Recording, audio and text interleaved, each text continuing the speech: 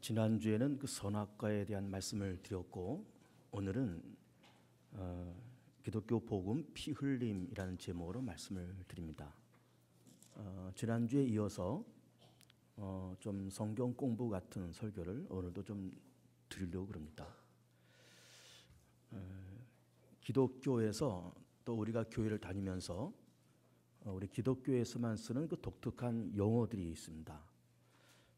예를 들면 구원, 은혜, 거듭남, 부활, 천국, 재림 이런 용어들은 우리 이제 교회 안에서만 쓰는 용어들이고 일반 사회에서는 거의 쓰지 않는 그런 용어들이죠. 구원이란 개념은 우리가 죄에서 건짐받는 것, 또 은혜는 하나님께서 우리 모든 인류에게 값없이 주시는 좋은 것들, 또 거듭남이라고 하는 것은 우리가 한 번은 부모님에서 태어나고 두 번째는 성령의 감동을 통해서 하나님의 백성으로 이렇게 두 번째 태어나는 이것이 거듭남이고, 부활의 개념은 우리가 죽어서 또 신령한 몸으로 다시 그렇게 살아나는 이런 개념이 부활이고, 천국은 우리가 죽어서 갈 하나님이 계신 영원한 낙원, 이것이 이제 천국이고, 재림은 우리 위해서 십자가에서 죽으시고 부활하셔서 승천해서 하나님 보좌 우편에 앉아 계시다가 이 땅을 심판하시러 다시 오시는 그 사건을 재림이라 이렇게 이야기를 합니다. 모두가 다 우리 일반 사회에서는 거의 쓰지 않는, 또 우리 교회에서만, 또 기독교 안에서만 쓰는 독특한 그런 용어들입니다. 이제 그렇게 독특한 용어들이 있는데 거기다가 더 독특한 용어가 한 가지가 또 있습니다. 그것이 뭔가 하면은 오늘의 설교의 주제인 이 피라고 하는 겁니다. 이 피. 이제 우리가 성경을 몇 군데 이렇게 봤는데 마태복음과 히브리서 뭐 그 외에도 여러 군데 피에 대한 이야기했지만 우선 중점적으로 마태복음과 히브리서에 있는 말씀만 이렇게 간추렸습니다. 마태복음에서는 예수님께서 그렇게 성찬식을 이렇게 하시면서 이것은 내가 많은 사람을 위해서 흘리는 바 곧 나의 언약의 피다, 또 이런 말씀을 하시고 있고, 또 이제 히브리서 우리가 좀 읽었지만은 이 히브리서에서는 암소와 염소의 피가 뿌려져서 사람을 정결케 하거든 하물며 하나님의 아들 예수 그리스도의 피가 죽을 몸에서 너희를 건질 수 없겠느냐, 그리고 또 피 흘림이 없은즉 죄 사함이 없느니라, 이런 말씀을 이제 쭉 하시고 있습니다. 그래서 피란 말이 여러 군데 이렇게 나오고 있습니다. 그러면서 우리가 예수님의 보혈을 앞장세워서 하나님께 나아간다라든지, 혹은 예수님의 거룩한 피가 나를 씻었다라든지, 이제 그런 표현이 성경에는 많이 나와 있고, 또 우리가 예배를 드리면서 오늘 찬송가 254장을 불렀고 이제 예배 후에 259장도 부르겠지만은 일부러 그 피에 대한 그 내용이 있는 그런 찬송가를 골랐습니다. 조금 전에도 우리가 254장을 불렀지만은 그 찬송가 가사에도 그 피가 마음속에 큰 증거가 됩니다. 또 십자가의 보혈로 날 씻어주셔서, 이렇게 피에 대한 말씀이 찬송가에도 성경에도 아주 여러 번 그렇게 나오고 있습니다. 세상에서는 이 피라고 하는 말을 거의 안 하지 않습니까? 또 이 피라고 하는 것이 그렇게 즐거운 보기 좋은 그런 물질이 절대로 아닌 겁니다. 우리가 예를 들어서 어떤 작업을 하다가 손을 다쳐서 피가 살짝 나왔다. 그 적은 피라 그럴자도 그 피는 섬뜩한 거예요. 그리고 보기 좋은 물질이 절대로 아닙니다. 그리고 또 일반 사회에서는 피라는 말을 거의 안 합니다. 근데 우리 기독교에서는, 또 성경에서는 이 피라고 하는 말이 너무너무 자주 나옵니다. 그래서 이제 설교를 준비하면서 도대체 이 피라고 하는 이 용어가 우리 성경에는 몇 번이나 나올까 하면서 이렇게 찾아봤더니 한 500번 이상 나옵니다. 뭐 예수의 피라는 말은 신약에도 잔뜩 나와 있고, 구약에서는 특별히 레위기는 그 제사에 대한 말씀이 기록되어 있잖아요. 거기서는 뭐 이 피, 염소의 피, 양의 피, 뭐 소의 피, 뭐 피를 어디다 바르고 피를 뿌리고 뭐 이런 피에 대한 말씀이 정말로 성경 전체가, 신구약 성경 전체가 막 피로 범벅이 된 책이라고 할 만큼 이 피에 대한 이야기가 아주 빈번히 그렇게 나오고 있어요. 세상에서는 거의 사용하지 않는 그런 개념이 성경에서는 그렇게 빈번히 나오고 있다라고 하는 겁니다. 그런데 이제 이 우선 결론부터 말씀드리면 예수님의 피가 우리를 정결케 하고 하나님께 나아갈 때 예수님의 피를 앞장서서 나아간다. 그런 개념 아닙니까? 그럼 예수님의 피를 앞장서 나갈 때 우리가 용납받고 예수님의 보혈로서 우리가 죄 사함 받는다. 우리가 거룩한 사람이 된다. 그런 개념인 거예요. 그러면서 구약에서는 짐승의 피로 죄 씻음 받고 나한테 와라. 또 신약에서는 예수 그리스도의 십자가의 피로서 죄 씻음 받고 나한테 와라. 그런 개념인 거잖아요. 그러니까 결국 이 피라고 하는 것은 사람을 거룩하게 하고 죄를 씻는 어떤 의식과 그런 능력이 있다. 이제 그런 개념인 건데, 사실 거룩하게 한다, 깨끗하게 한다라고 그럴 때 좀 성경 말씀이 정말로 좀 점잖은 말씀이 되기 위해서는, 야, 너희들 나한테 올 때 깨끗하길 원하지? 그러면 너희들 집에서 따뜻한 물로 샤워를 한번 몇 번 하고 나한테 와. 훨씬 점잖잖아요. 나만 장군처럼 요단강 가서 7번 목욕을 하고 나한테 와.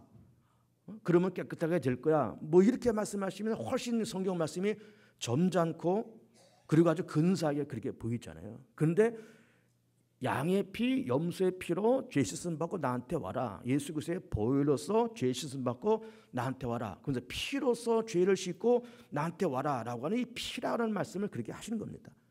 그렇게 우리가 듣기에 그렇게 즐거운 그런 개념이 절대로 아닌 거예요. 근데 피라는 말씀이 나왔기 때문에, 그래서 우리 사람의 몸 속에 피가 얼마나 있을까? 또 우리 몸 속에 이 혈관들이 사방팔방 퍼져 있잖아요. 이 혈관이 길이가 얼마일까? 또 성경에서는 이 피를 도대체 어떤 의미로 사용을 하고 있을까라는 것을 이제 좀 찾아봤어요.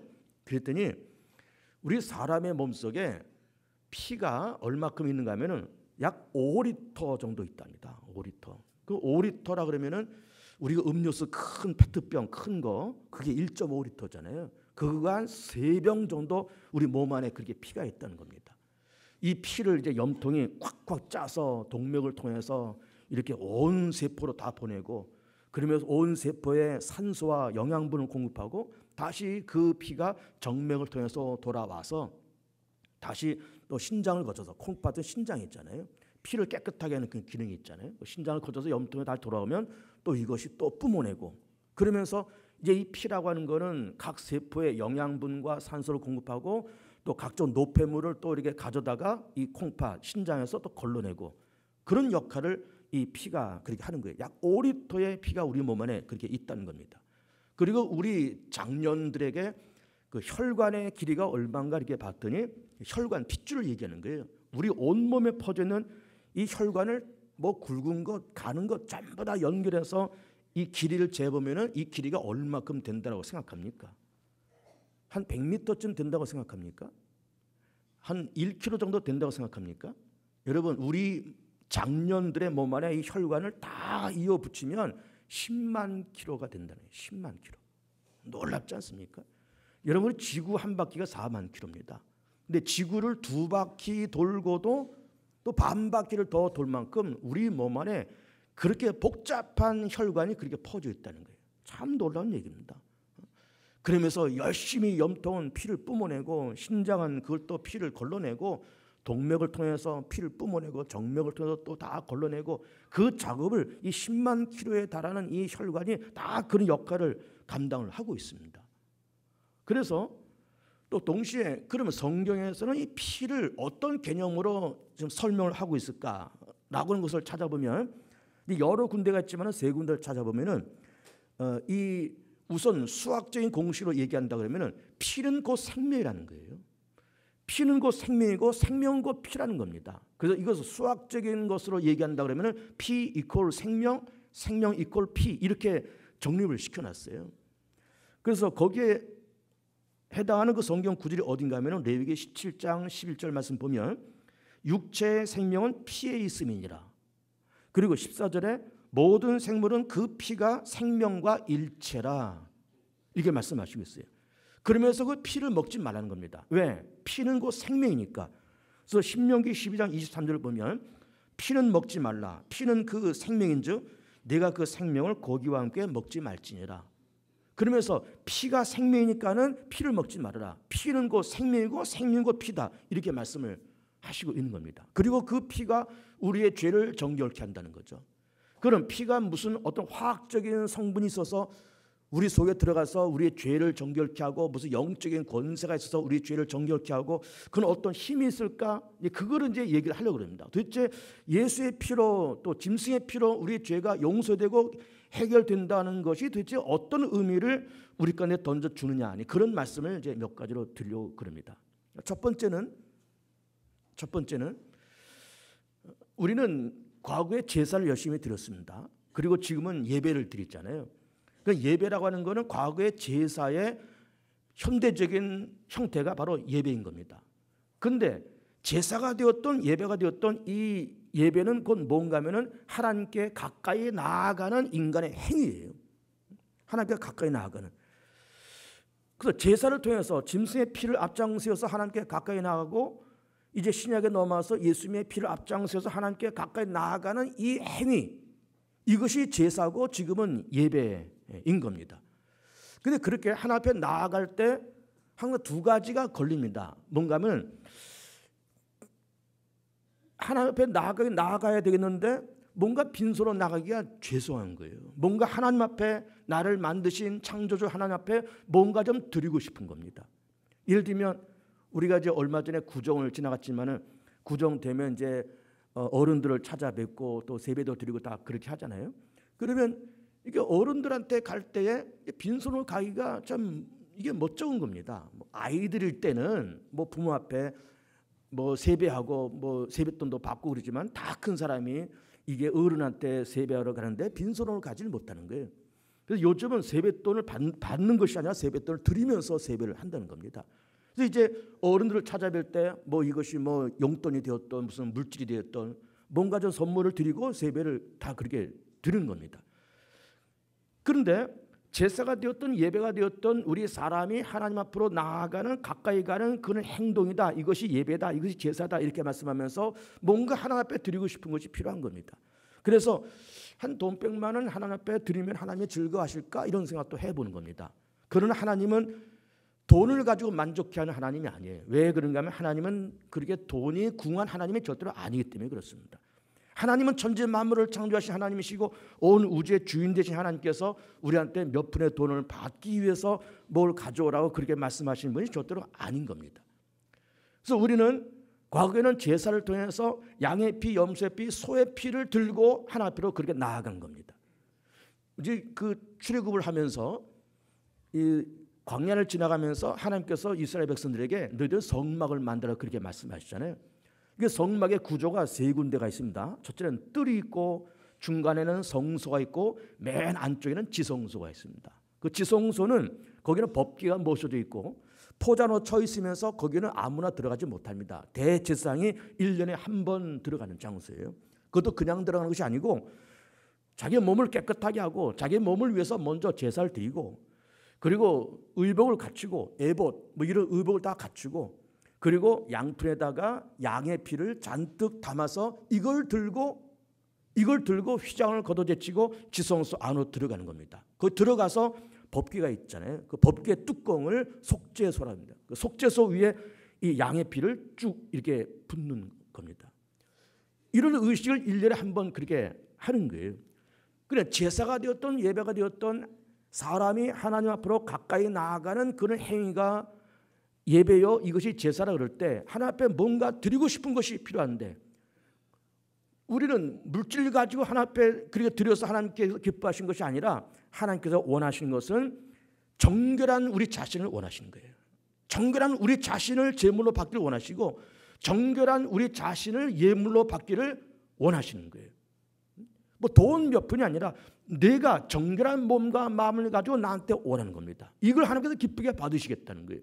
근데 우리가 정결한 몸과 마음이 되기 위해서 그 우리는 몸과 마음이 깨끗해야 될 텐데 그럼 어떻게 하면 몸과 마음이 깨끗하게 되겠습니까? 뭐 목욕을 하면 깨끗하게 되겠습니까? 그런 것이 아니라 오늘 말씀해 주신 것처럼 우리는 하나님 앞으로 가까이 나아가고 싶지만은 우리는 죄인이고 또 죄인임과 동시에 죽어마땅한 죄인이잖아요. 죽어마땅한 죄인인데 내가 죽을 수 없기 때문에 나 대신 양과 염소와 소가 죽었습니다. 사실은 내가 죽어야 되는데 이 양이 대신 죽었습니다. 참 죄송하지만 이 양이 대신 죽었으니 나를 정결케 좀 봐주시고 나를 이대로 용납하여 주옵소서 라고 하는 그 의미가 바로 이것이 피인 거예요. 정결케 되는 나 자신. 내가 죽어마땅한 죄인인데 나 대신 소가 죽었습니다. 양이 죽었습니다. 염소가 죽었습니다. 그 죽은 흔적과 죽은 증거가 피 아닙니까? 그래서 피를 들고 그렇게 가는 거예요. 그러니 나를 용서해 주시고 나를 이 모습 이대로 받아 주시옵소서라고 하는 그 모습. 그러면서 그 양의 피, 염소의 피를 통해서 정결케 된 그 당사자 본인의 그 삶 자체를 하나님께서 기쁨의 선물로 기쁨의 제물로 그렇게 받으시더라 그 말이죠. 그리고 이것이 신약에 넘어와서 과거에는 무수한 짐승들이 그렇게 죽었지만은 이제는 우리가 하나님 앞에 나아갈 때 그냥 나가는 것이 아니라 하나님이여 나는 죽을 수밖에 없는 죄인이고 그러나 내가 하나님 앞으로 가까이 나아가고 싶은데 하나님은 물질을 원하시는 것이 아니라 정결케 되고 죄사함 받은 나 자신을 받으시길 원하시는데 주님 나는 죽을 수밖에 없는 죄인이나 나를 대신해서 하나님의 아들 예수님이 십자가에서 대신 죽으셨으니 그 십자가의 보혈을 앞장세워 나아가나니 나를 이 모습 이대로 받아 주시옵시고 나를 용서하여 주시옵소서 라고 하면서 예수님의 보혈을 앞장세워서 하나님 앞으로 그렇게 나아가는 거예요. 이것이 제사고 이것이 예배인 겁니다. 그러니까는 과거의 제사가 되었던 지금의 예배가 되었던 하나님께로 가까이 나아가기 위한 우리 인간의 행동이 이것이 예배요 이것이 제사라 그럴 때 그냥 나갈 수 없으니 정결케 된 나 자신을 하나님께서 받으시길 원하시니 과거에는 짐승의 피를 가지고 나아갔고 지금은 예수의 보혈을 앞장서면서 그렇게 나아가더라라고 하는 겁니다. 두 번째 개념은 두 번째에 대한 피의 개념은 언약의 개념입니다. 언약. 그 언약이란 말이 오늘 마태복음 26장 28절 읽었는데 이렇게 기록되어 있습니다. 이것은 죄사함을 얻게 하려고 많은 사람을 위하여 흘리는 바 나의 피 곧 언약의 피니라. 그냥 피라고 말씀하셔도 될 텐데 언약의 피다 이렇게 말씀하시는 거예요. 그럼 언약은 뭘까요? 언약은 약속이라는 거잖아요. 이건 약속의 피다, 언약의 피다 이런 말씀이에요. 그럼 이 언약의 피라고 하는 것이 이 무슨 의미가 있는가 하면은 그 결정적인 그 성경적인 예는 유월절 사건입니다. 이스라엘 민족이 애굽에 내려가서 400년 동안 그렇게 종사를 하잖아요. 그리고 주전 1400년경에 출애굽을 합니다. 그런데 출애굽하게 된 결정적인 동기가 애굽에 열 재앙이 내려왔잖아요. 물이 피로 변하는 피 재앙서부터 시작해서 마지막에 장자 주는 재앙을 그 마지막 재앙 때문에 그렇게 이제 출애굽을 하잖아요. 그 마지막 재앙 때 바로가 항복한 겁니다. 바로의 처자들도 죽었습니다. 애굽의 모든 처자들 짐승의 첫 새끼까지 다 죽었습니다. 그때 하나님께서 그 마지막 재앙을 내실 때 모세와 아론에게 말씀하시기를 자 이제 마지막 10번째 재앙이 내려오고 이 10번째 재앙이 온 다음에 바로가 손을 들 거다. 항복할 거다. 너희를 놔줄 거다. 근데 이제 어느 날 이제 이 땅에 장자 죽이는 재앙이 내려갈 텐데 내가 너희들 이스라엘 백성들의 장자는 내가 죽일 수 없다. 그러나 한 가지 약속을 해라. 양을 잡아서 양의 피를 우슬초에 적셔서 양의 피를 문설주에 바르면 피가 묻어있는 그 집에는 장자 죽이는 재앙이 들어가지 않고 그냥 넘어가리라. 그래서 6월절에 생겼는데 그 6월절에 유월이란 말이 바로 넘어간다는 거예요. 장자 죽이는 재앙이 그냥 넘어간다.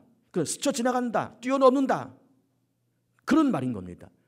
그래서 양의 피를 묻혀라. 그러면 그 집에 내가 들어가지 않겠다. 장자 죽이는 재앙이 들어가지 않겠다. 피를 묻혀라. 이거는 하나님과 모세와의 약속인 거예요. 피 묻힌 집은 내가 들어가지 않겠다. 이게 약속인 겁니다. 그래서 오늘 예수님께서도 이것은 죄사함을 얻게 하려고 많은 사람을 위하여 흘리는 바 나의 피 곧 언약의 피. 약속의 피라는 겁니다. 내가 십자가에서 죽을 텐데 그래서 피를 흘리면서 죽을 텐데 내가 가시면류관 두 손 두 발에 못을 박히고 옆구리에 창을 받으면서 내가 피를 쏟으면 죽을 텐데 이 피가 너희 죄 때문에 내가 죽는다는 사실을 너희가 믿으면 그 피의 흔적을 너희들 믿으면 죄사함 받고 죽음의 저주와 모든 재앙이 그냥 넘어가는 유월절 사건이 임할 거라는 말씀이 바로 언약의 피라고 하는 그런 개념인 거예요. 내 피를 믿으라는 거예요. 내가 죽을 텐데 나 때문에 죽는 것도 아니고 하나님을 위해서 죽는 것도 아니고 너희를 위해서 인류의 죄를 위해서 인류의 죄를 사하기 위해서 사단의 권세를 꺾기 위해서 내가 인류를 대해서 죽을 테니 피 흘려 죽을 테니 그 피가 너희를 위해서 죽은 나의 증거임을 믿으라는 거예요. 이것이 언약이라는 그런 개념인 겁니다. 세 번째 이 피의 개념은 사탄의 참소입니다. 사탄의 참소. 이 참소라는 말도 사실은 이게 일반 사회에서는 잘 쓰지 않는 말이고 이 교회에서 성경에서 그래 쓰여지는 말이에요.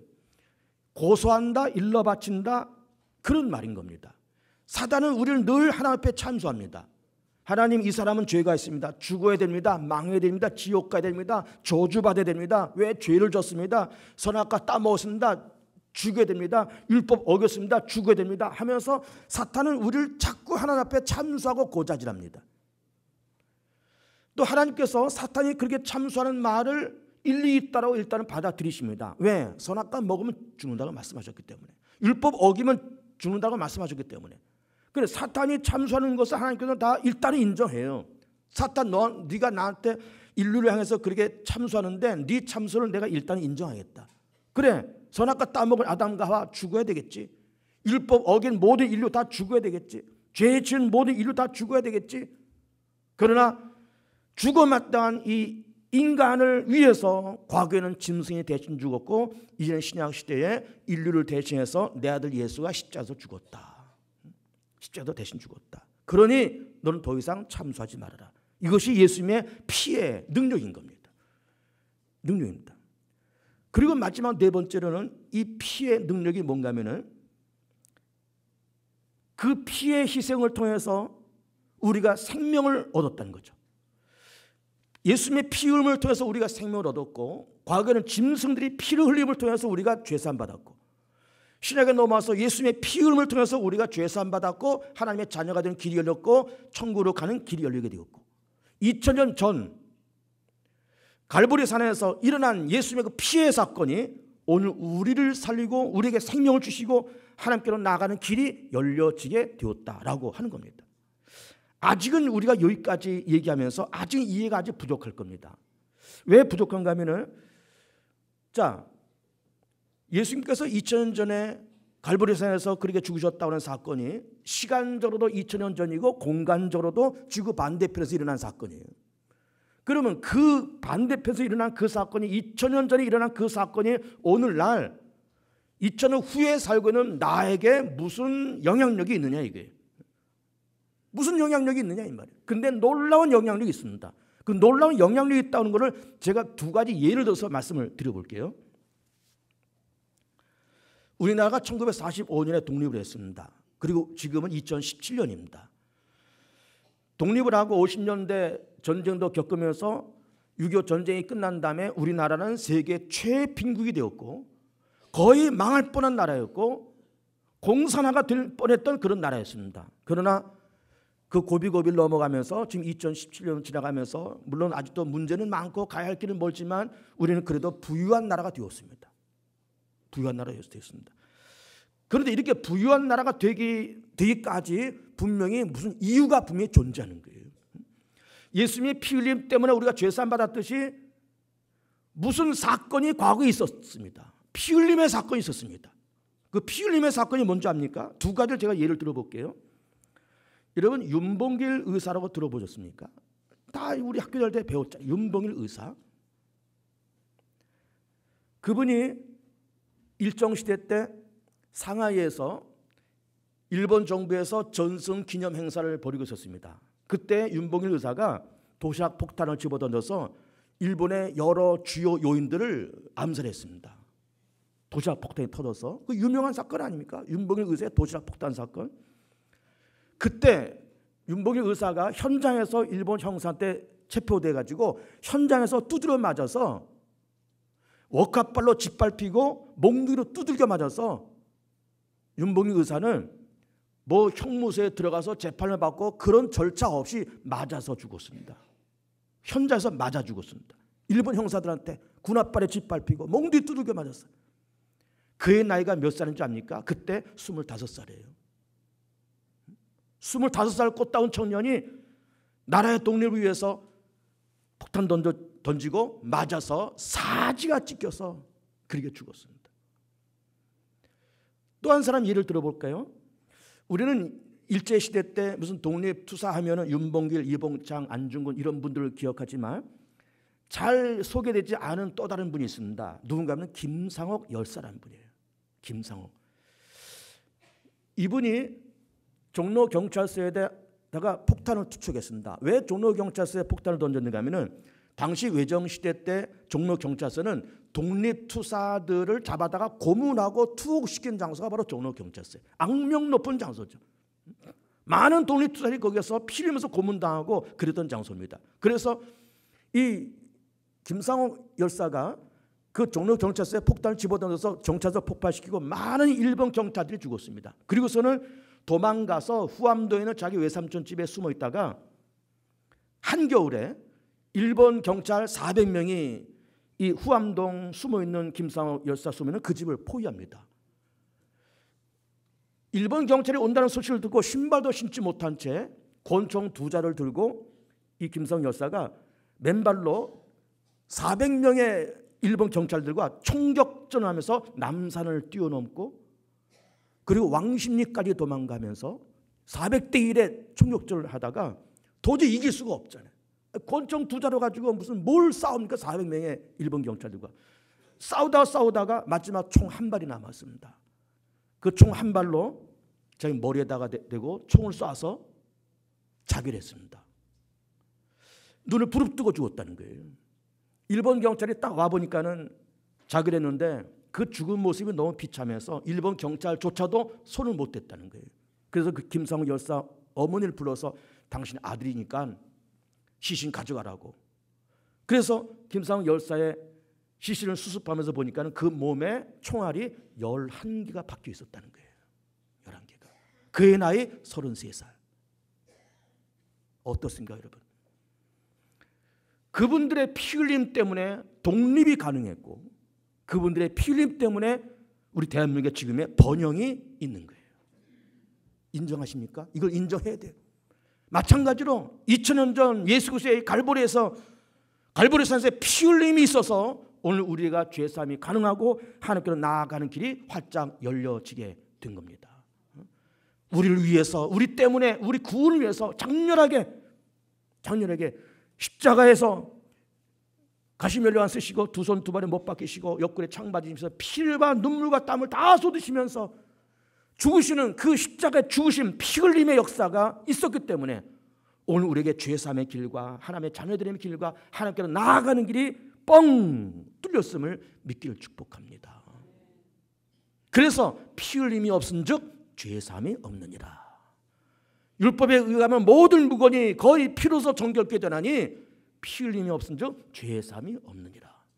과거에는 짐승의 피음을 통해서 많은 사람들의 죄가 용서되고 이제는 신약 시대에 넘어와서 예수의 피 흘림 때문에 우리가 죄사함 받고 하나님께로 가는 길이 열렸음을 믿으면서 감사하고 십자가를 바라볼 때마다 감사하고 기쁘고 날 위해서 죽으신 예수 그리스도, 그 피 흘려 죽으신 예수, 그러나 다시 살아나신 예수 그리스도, 하나님 보좌 우편에 앉아 계시다가 마지막 때 세상을 심판하시러 다시 재림하실 예수 그리스도를 믿고 앙망하고 그 이름을 찬양하면서 기쁨을 얻고 그 예수의 이름 때문에 사단과 귀신들이 떠나가고 그 예수 이름을 통해서 응답받고 그 예수 이름을 통해서 죄산 받고 병도 고쳐지고 그 예수 이름을 통해서 마음의 평화를 얻어가는 복 있는 우리 모든 교우들 되시기를 축복합니다.